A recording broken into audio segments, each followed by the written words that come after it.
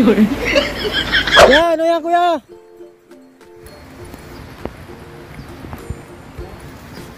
Ano po yan kuya? Salad. Anong salad yan kuya? Magkano? Yung 20 po kuya. Ayan, bili muna tayo ng fruit salad guys.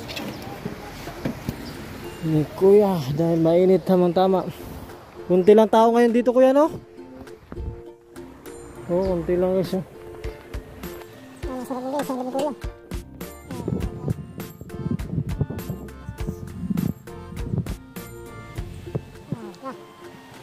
Alright. Lalo guys, harap. Ko lang masali ka kuya. Yan guys, shout out kay kuya. Sarap ng kanyang salad, panalo. Bili na kayo dito sa Tubuan Beach. Kaya thank you kuya. Panalo. Walang talo. Cheers to Tubuan Beach. Yan habang So habang kumakain nga ako ng salad guys, ay nagmasid-masid ako sa kapaligiran ng Tubuan Beach na napakaganda at napakapino ng buhangin. Yan, makikita nyo dyan guys. Kumakain si Whitey Man ng salad ni Kuyang, napakasarap.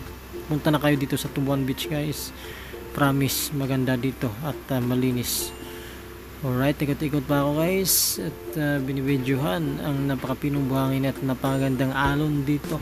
Yan, napakagandang alon.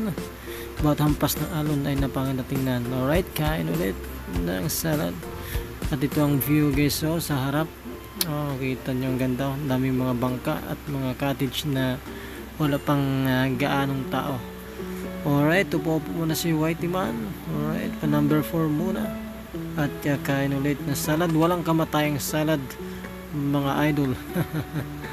Alright, kain ulit. At titingnan ang karagatan kung mayroong mga Chinese na sumugod. At pumunta na si Whitey Man sa kubo. At nag-relax at napaisip. Oy, napahiga ako dyan kasi napagod ako kakalakad.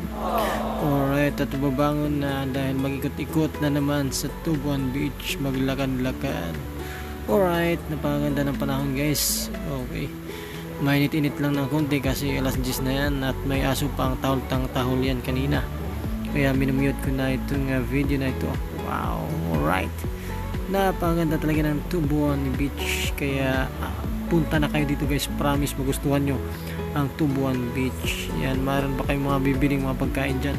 Tingnan nyo naman ang buhangin guys. Malinis, pino at malinaw ang dagat. Bye bye! See you next time!